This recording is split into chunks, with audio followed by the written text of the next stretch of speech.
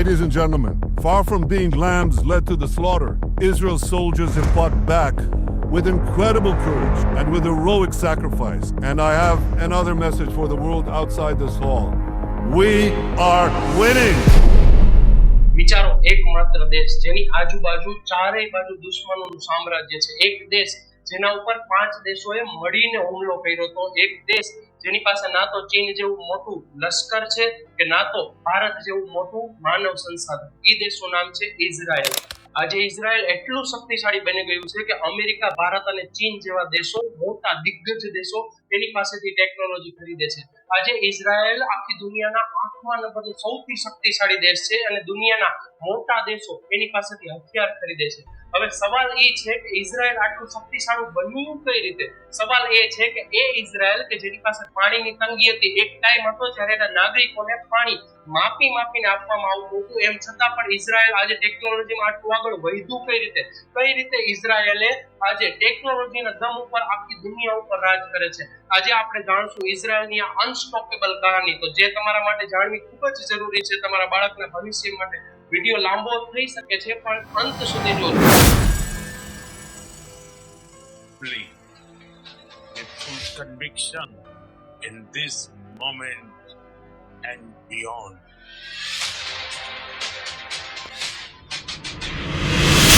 તો ચાલો વાતની શરૂઆત કરીએ 14 મે 1948 થી, જ્યારે ઇઝરાયલને આઝાદી મળી. તો ઇઝરાયલને આઝાદી મળ્યાના બીજા જ દિવસે, એક બે નહીં પણ 5 દેશે, હું ફરીથી રિપીટ કરું છું કે બીજા જ દિવસે આઝાદી મળ્યાના ટોટલ 5 દેશોએ મળીને ઇઝરાયલ ઉપર હુમલો કર્યો. આ 5 દેશો હતા ઇજિપ્ત, જોર્ડન, ઈરાક, સિરિયા અને લેબનાન. ત્યારે ઇઝરાયલ એટલું ગરીબ હતું કે એની પાસે જૂના જમાનાના બ્રિટને આપેલા થોડા વિમાનો હતા, જેમાં કોઈ પણ ટેકનોલોજી નહોતી.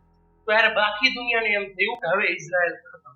પણ પછી જે થયું એ જોઈને આખી દુનિયા આશ્ચર્યચકિત થઈ ગઈ કે ઇઝરાયલે માત્ર એ 5 દેશોને આ યુદ્ધમાં હરાવ્યા નહીં, પણ એ દેશોની જમીન પણ કબજે કરી. આ થયું કેવી રીતે? ઇઝરાયલ પાસે એવી તો શું વસ્તુ હતી કે જે બાકીના બીજા દેશો પાસે નહોતી? ઇઝરાયલ પાસે વસ્તુ હતી માનસિક રણનીતિ. જ્યારે ઇઝરાયલ પાસે હથિયાર અને તોપ ખતમ થઈ ગયા, ત્યારે એના સૈનિકોને એક અજબ વિચાર આવ્યો. એ વિચાર હતો સેલ્ઝર બોટલ, એટલે કે સોડાની કાચની બોટલ. આ સોડાની કાચની બોટલને જ્યારે અમુક ઊંચાઈથી ફેંકવામાં આવે ત્યારે એનો અવાજ બોમ્બ ફૂટ્યો ને એવું આવે. ઇઝરાયલે એના આખા દેશમાંથી આ કાચની બોટલો એકઠી કરી અને ક્રોપ ડસ્ટર પ્લેનમાં ભરીને અરબી વિસ્તારો જે હતા ને બધામાં ફેંકવાનું શરૂ કર્યું. આ બોટલોના ધડાકા એટલા ભયાનક હતા કે અરબી દેશના સૈનિકોને લાગ્યું કે ઇઝરાયલ પાસે કોઈ ઘાતક હથિયાર છે. અમુકને તો લાગ્યું કે ઇઝરાયલ પાસે અણુ બોમ્બ છે, જેના કારણે અમુક દેશના સૈનિકો ભાગવા લાગ્યા. હવે 5 દેશો એકસાથે હુમલો કરતા હોય તો સૌથી મોટી મુશ્કેલી હોય કમ્યુનિકેશન. 5 દેશ વચ્ચે કમ્યુનિકેશન નહોતું, જેના કારણે એક દેશના સૈનિકો ભાગવા લાગ્યા તો બીજા બધાને એવું થયું કે કંઈક મોટું થયું છે, જેના કારણે બીજા 4 દેશના સૈનિકો પણ ભાગવા લાગ્યા અને અંતે ઇઝરાયલની જીત થઈ. આ મનોવૈજ્ઞાનિક યુદ્ધમાં ઇઝરાયલની જે જીત થઈ છે એમાં એમના આર્મીના વડાઓએ પણ નોંધ્યું કે આ જે સોડાની બોટલોએ જે કામ કર્યું છે ને એક જાદુઈ કામ છે. પોતાનું અસ્તિત્વ બચાવવા માટે ઇઝરાયલ કોઈ પણ હદે જવા માટે તૈયાર હતું. ઐતિહાસિક દસ્તાવેજો દર્શાવે છે કે 1948માં દુશ્મનોને હરાવવા માટે તેમણે તેમના જળ સ્ત્રોતોમાં બેક્ટેરિયા ભેળવીને જૈવિક યુદ્ધની રણનીતિ અપનાવી હતી. એ દર્શાવે છે કે પોતાનું અસ્તિત્વ બચાવવા માટે ઇઝરાયલ સામ, દામ, દંડ, ભેદ કોઈ પણ નીતિ અપનાવવા માટે તૈયાર હતું. હવે આગળ વધી 1967 ઇજિપ્ત, જોર્ડન, ઈરાક અને સિરિયાએ ફરીથી 4 દેશોએ મળીને ઇઝરાયલ ઉપર હુમલો કર્યો. પણ આ વખતે ઇઝરાયલ તૈયાર હતું. એમની પાસે એટલી એક્યુરેટ ઇન્ટેલિજન્સ હતી કે જ્યારે ઇજિપ્તના પાયલોટ સવારે નાસ્તો કરી રહ્યા હતા ત્યારે ઇઝરાયલના પ્લેને ઉપરથી એના ઉપર બોમ્બમારો કરીને ઇજિપ્તની આખી એરફોર્સને જ તબાહ કરી નાખી. આ ઇન્ટેલિજન્સ એને મળી હતી મોસાદના લીધે. ઇઝરાયલનું જે ગુપ્તચર સંસ્થા છે મોસાદ, જેને આજે દુનિયાનું સૌથી ખતરનાક અને સૌથી શક્તિશાળી ગુપ્તચર એજન્સી માનવામાં આવે છે. તમને એક વાત કહું, એના ઉપરથી જાણજો મોસાદનો પાવર શું છે. મોસાદનો એક એજન્ટ હતો એલી કોહેન. ઇઝરાયલ એને અમીર બિઝનેસમેન બનાવીને સિરિયા મોકલ્યો. સિરિયા પહોંચતા જ એને મોટી મોટી પાર્ટીઓ આપી અને સિરિયન નેતાઓ સાથે એવી દોસ્તી કરી કે એલી કોહેનને સિરિયન નેતા ડેપ્યુટી ડિફેન્સ મિનિસ્ટર બનાવવાની તૈયારીમાં હતા. વિચારો કે દુશ્મન દેશનો એજન્ટ એ દેશમાં મંત્રી બનવાનો હતો. એક દિવસ એલીએ સિરિયાની સરહદ ઉપર જઈને એવી પોસ્ટ શોધી કાઢી કે જ્યાં સિરિયાના સૈનિકો છુપાયેલા હતા. ત્યારબાદ તેણે સિરિયાની સેનાને કીધું કે આ રીતે આપણા સૈનિકો આમ પોસ્ટ ઉપર તડકામાં કેમ બેઠે છે, હું એમના માટે યુકેલિપ્ટસના વૃક્ષો વાવી આપું. જેથી આપણા સૈનિકોને છાંયો મળે અને ઇઝરાયલ સામે લડવા માટે વધારે શક્તિ મળે. એલીની આ વાત સિરિયન સરકાર માની ગઈ અને જ્યાં જ્યાં સિરિયન આઉટપોસ્ટ હતી ને ત્યાં બધે એલીએ વૃક્ષો વાવી દીધા. હવે આ વૃક્ષો બની ગયા માર્કર.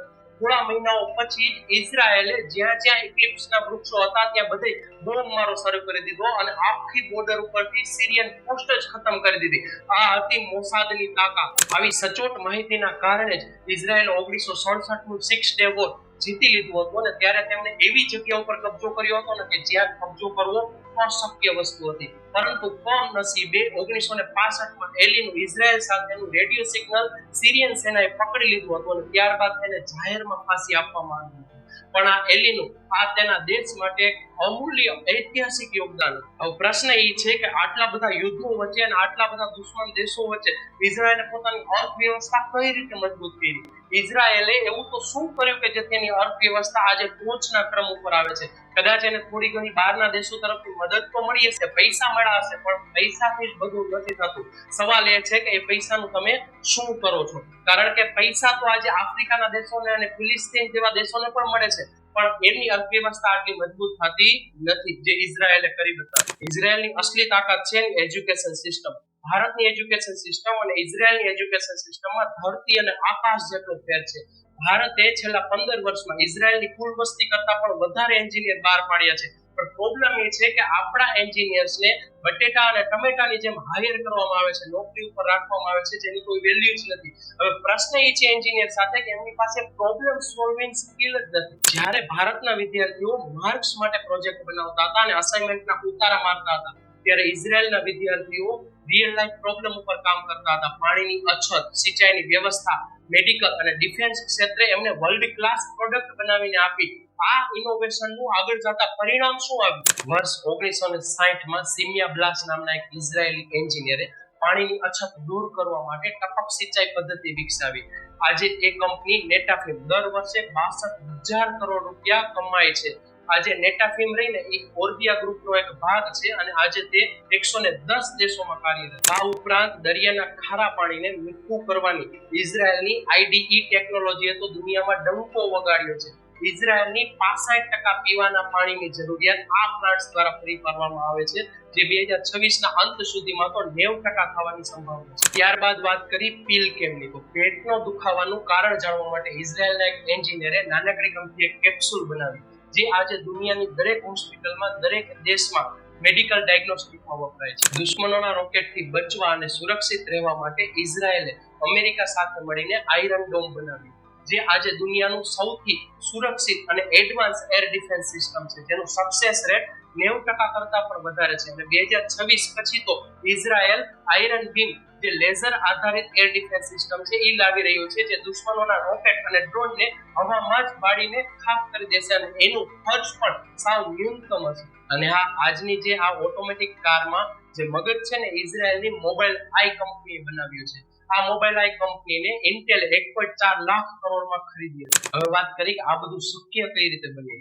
તો 1990 માં જ્યારે સોવિયત યુનિયન પડી ભાંગ્યું એટલે તૂટી ગયું, ત્યારે 10 લાખ જ્યુસ એટલે કે 1 મિલિયન જ્યુસે સોવિયત યુનિયનમાંથી ઇઝરાયેલમાં સ્થળાંતર કર્યું. આ કોઈ સામાન્ય લોકો નહોતા. આ હતા ત્યાંના મોટા મોટા સાયન્ટિસ્ટ, એન્જિનિયર્સ, ડોક્ટર્સ અને મેથેમેટિશિયન. આમ માત્ર એક જ ઘટનાથી ઇઝરાયેલની વસ્તી 20% જેટલી વધી ગઈ અને તેની પાસે પણ દુનિયાનું ટોપનું ટેલેન્ટ આવી ગયું. પણ પ્રશ્ન એ હતો કે સતત યુદ્ધના વાતાવરણને કારણે દુનિયાના કોઈ પણ દેશો ઇઝરાયેલમાં રોકાણ કરવા માટે તૈયાર ન હતા.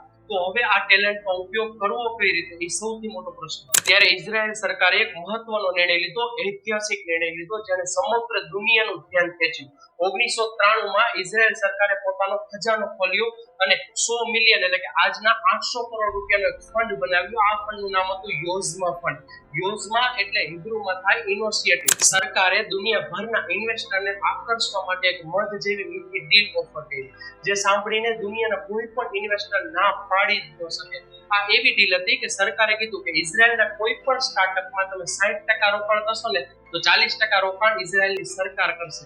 પણ મહત્વની વાત એ હતી કે જો સ્ટાર્ટઅપ ફેલ જાય ને તો નુકસાન બેયનું, પણ જો સ્ટાર્ટઅપ ચાલી જાય ને સ્ટાર્ટઅપ જો સક્સેસ જાય તો ઇઝરાયલ સરકારનો જે 40% હિસ્સો છે ઇન્વેસ્ટર 5 વર્ષ પછી કોઈ પણ સમયે પોતાના મૂળભૂત ભાવે ખરીદી શકે છે. એક વખત વિચારો કેવી ક્રેઝી ડીલ છે કે સરકારે પોતાને એક સેફટી નેટ બનાવી દીધી કે રિસ્ક બધું પોતે સરકાર લેશે અને ફાયદો મળશે ઇન્વેસ્ટરને. વિચારો કે તમને કોઈ એમ કે ફ્લિપકાર્ટ કે ઝોમેટોમાં કે ભારતની કોઈ પણ કંપનીમાં ઇન્વેસ્ટ કરો જેમાં નુકસાન થાય તો સરકાર ભોગવશે અને ફાયદો તમને મળશે. કેવી ક્રેઝી ડીલ કહેવાય ને. આવી ડીલ સાંભળતા જ અમેરિકા, યુરોપ અને જાપાનથી ઘણા બધા કેપિટલિસ્ટ ઇઝરાયલ આવ્યા ઇન્વેસ્ટ કરવા માટે અને આ યોજના ફંડથી 160 જેટલી કંપનીને ફંડિંગ મળ્યું, જેણે ઇઝરાયલને એક સ્ટાર્ટઅપ નેશન બનાવી દીધું. અને આમાંથી જ નીકળેલી બાયોસેન્સ જેવી કંપનીને જોન્સન એન્ડ જોન્સને 500 મિલિયનમાં ખરીદી અને ટેલિગેટ જેવી કંપની આજે પણ દુનિયાની સૌથી ક્રિટિકલ ટેકનોલોજી પ્રોડક્ટ બનાવે છે. હવે યાદ કરો પેલા રશિયન ઇમિગ્રન્ટ જે સોવિયત યુનિયનના ભંગાણથી ઇઝરાયલ આવ્યા હતા 1990માં,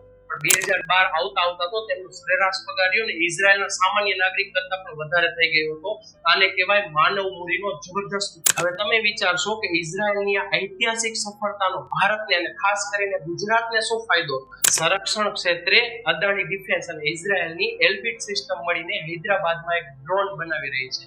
આ દુનિયાની સૌથી પહેલી ફેસિલિટી છે જે ઇઝરાયલની બહાર આવા ઘાતક ડ્રોન બનાવી રહી છે, જેને ભારતીય સેનામાં દ્રષ્ટિ 10 નામ આપવામાં આવ્યું છે. આ ઉપરાંત અદાણી દ્વારા ઇઝરાયલનું હાઇફા પોર્ટ હસ્તગત કરવામાં આવ્યું છે, જે હજી 2026ના આવા ઘાતક યુદ્ધ છતાં પણ 100% સુરક્ષિત છે અને આજે પણ કાર્યરત. અને ગુજરાતની ખેતીમાં તો ઇઝરાયલની ટેકનોલોજીએ ક્રાંતિ લાવી દીધી છે. ઇન્ડો ઇઝરાયલ પ્રોજેક્ટ હેઠળ સેન્ટર ઓફ એક્સિલન્સ બન્યા છે અને સાબરકાંઠાના ખેડૂત કલ્પેશ પટેલે તો ઇઝરાયલ ટેકનોલોજીનો ઉપયોગ કરીને 4 લાખની આવકને 60 લાખ સુધી પહોંચાડી દીધી. તે જ રીતે કચ્છના મુન્દ્રામાં 4.5 કરોડનું ખારેક માટેનું સેન્ટર ચાલે છે અને આપણા જુનાગઢના તલાલામાં ઇઝરાયલના કૃષિ વૈજ્ઞાનિકો દ્વારા ઇઝરાયલના જે સોલ્ટ રેઝિસ્ટન્ટ મૂળિયાઓ એટલે કે ક્ષાર પ્રતિકારક મૂળિયા અને આપણી કેસર કેરીના છોડ બંનેનું જોડાણ કરીને એવી કેસર કેરીના નવા છોડ બનાવવામાં આવ્યા છે જે દરિયા કાંઠે પણ એટલે કે ખારા પાણીમાં પણ મીઠી મધ જેવી કેસર કેરી આપે છે. માત્ર આટલું જ નહીં પણ સૌરાષ્ટ્રની પાણીની અછત દૂર કરવા માટે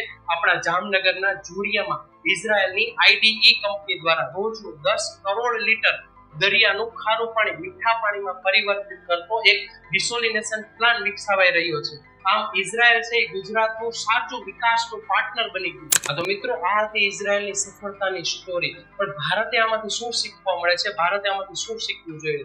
તો લેસન નંબર 1 કે જીઓપોલિટિક્સમાં કોઈ કોઈનું કાયમી મિત્ર નથી હોતું કે કોઈ કોઈનું કાયમી દુશ્મન નથી હોતું. જ્યારે ઇઝરાયલ નબળું હતું, ગરીબ હતું, ત્યારે દુનિયાના કોઈ પણ દેશ એની બાજુમાં ચડતા નહોતા. પણ જેમ જેમ ઇઝરાયલ ટેકનોલોજીથી સશક્ત બનતું ગયું, શક્તિશાળી બનતું ગયું, એમ દુનિયાના દરેક દેશો એની બાજુમાં આવ્યા અને એને સમર્થન આપ્યું. તો ભારતે પણ માત્ર મિત્રતા કરવા કરતા પહેલા પોતે જાતે શક્તિશાળી બનવા ઉપર ધ્યાન આપવું પડશે. Lesson number 2 human capital. Human capital એ સૌથી મોટું કેપિટલ છે. ઇઝરાયલ પાસે તેલ નથી, ખનિજ સંપત્તિ નથી, પણ એની પાસે એજ્યુકેટેડ, સ્કિલ્ડ અને ઇનોવેટિવ વર્કફોર્સ છે.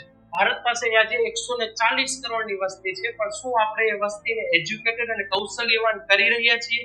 જો ના, તો એ આપણા માટે સંપત્તિ નથી પણ એક મોટો બોજ છે. લેસન નંબર 3 દુનિયા લેવરેજ ઉપર ચાલે છે. ઇઝરાયલે પોતાના એન્જિનિયર્સ અને વૈજ્ઞાનિકોને લઈને નવું ઇનોવેશન કર્યું. આ ઇનોવેશન ઇઝરાયલ માટે લેવરેજ બન્યું. ભારતે પણ પોતાનું લેવરેજ બનાવવું પડશે. આજે ભારત પાસે એન્જિનિયર્સનો ખજાનો છે, નવા ટેલેન્ટનો ખજાનો છે, પણ જો આ ટેલેન્ટ માત્ર સર્વિસ કંપનીમાં રોકાયેલું રહ્યું તો એ ભારત માટે ક્યારેય લેવરેજ નહીં બને. ભારતે પોતાના એન્જિનિયર્સનો ઉપયોગ કરીને નવું ઇનોવેશન કરવું પડશે અને એવી શોધ કરવી પડશે કે આખી દુનિયા ભારતની રિસ્પેક્ટ કરે. આજે ઇઝરાયલ અને તાઇવાન એના શ્રેષ્ઠ ઉદાહરણ છે. ભારતે આત્મનિર્ભર તો બનવાનું જ છે, પણ માત્ર આત્મનિર્ભરતા પૂરતી નથી. ભારતે લેવરેજ બનાવવું પડશે અને કંઈક એવી વસ્તુ બનાવવી પડશે કે દુનિયા આપણા વગર રહી ન શકે. તો મિત્રો તમે જ વિચારો, શું ભારત પણ આ રસ્તા ઉપર ચાલી શકે છે?